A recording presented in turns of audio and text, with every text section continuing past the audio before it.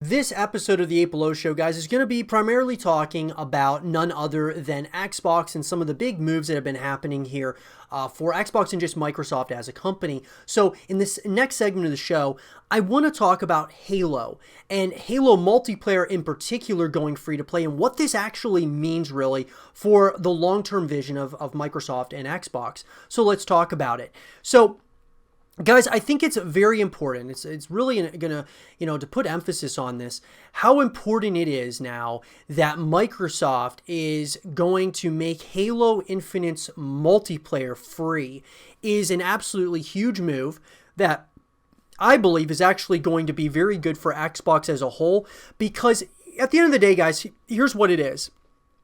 Halo is one of the cult classic first-person shooters of all time when it comes to the gaming landscape. And so with it going free to play, you're going to have a lot of people out there that are going to at least try Halo out. You're going to see a lot of people at least just give it a chance and to see what it's all about. And I think especially with Halo Infinite being delayed at this point in time, I think there's a good chance, guys, that as we get closer to the launch of it, the hype will continue building over time because people are excited about it. Sure, people, have mixed feelings about the reveal that came out, that being the gameplay and things of that nature. But I gotta say, if the longer we wait, the more hype that starts to build around it and the more different reveals and such that they show us gameplay, people are going to be excited and they're going to be, really excited that this is not only going to be the newest Halo title, but it's also going to be a free-to-play multiplayer experience.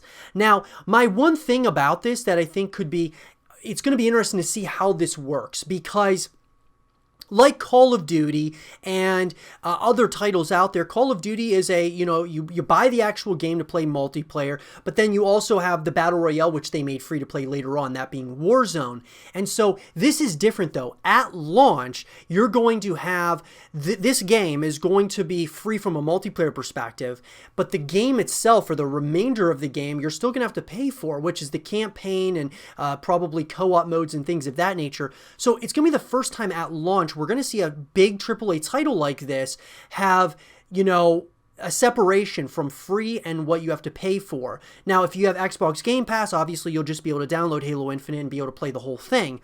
But what I'm getting at is I'm wondering if this is going to affect the sales significantly of Halo Infinite from a campaign and co-op perspective.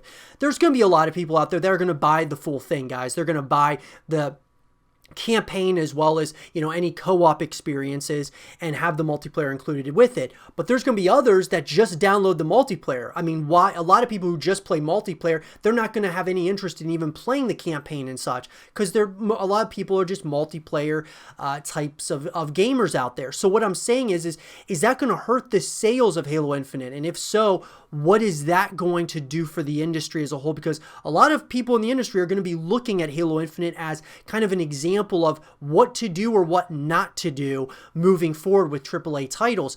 I think it's going to do really well for Halo Infinite because I believe that since the multiplayer is going to be free to play, we're talking, it pretty much justifies there being microtransactions and things of that nature. Now, obviously, guys, we don't want loot boxes. We don't want the microtransactions to be deceptive to the consumers. We don't want it to be like this pay-to-win type of tactics or schemes within it.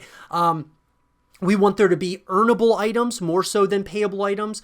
And if there are, obviously going to be payable items in this multiplayer, I think it's really important that you have earnable items that are actually like cooler than those of the payable items, so that you get people to want to come back and earn those items as you go along. And so that's something that I think is really important, guys. There needs to be more emphasis on earnable items over payable items, because what a lot of these developers, they should realize at this point, because I mean, after, it's 2020 at this point, what they should realize is that the more content you're putting into the game that are earnable things and things that you actually get people to want to achieve those, then you'll see people come back to the game over and over and over again. If you can just buy it, sure, you're going to make a quick buck, but at the same time, people may move on to other games. So I just think that there needs to be a real emphasis on the earnable items over the payable items. And the payable items are there, but they're not as cool as the earnable items. So I think that is something really important. You got to draw this fine line between that. But as a whole, for Xbox at least, I think this is huge. It going free to play from a multiplayer perspective is massive, guys. And I think that if Halo Infinite does succeed, does do well with this type of strategy, that being the campaign, co-op modes, whatever else might be, that $60 price tag, which is it going to be a $60 price tag, or is it not going to be because the multiplayer is going to be free? I would assume it's still going to be a $60 price tag. So the question then remains, okay, so how well does this do over time for Microsoft? Does it justify them doing it for Gears 6 when the new Gears of War game comes out, which is their other juggernaut in the free, as far as their other juggernaut IP? Are they going to do it for other titles that come out, whether it be State of Decay, 3 or Fable? If they have multiplayer modes, will they change their strategy moving forward? It's going to be a big question, guys, and I think a lot rides on Halo Infinite doing well with this type of tactic or strategy where you have the multiplayer free, and then, of course, campaign and such is still something you have to pay for. So we'll have to wait and see. It'd be very interesting to see how this whole thing is going to shake out.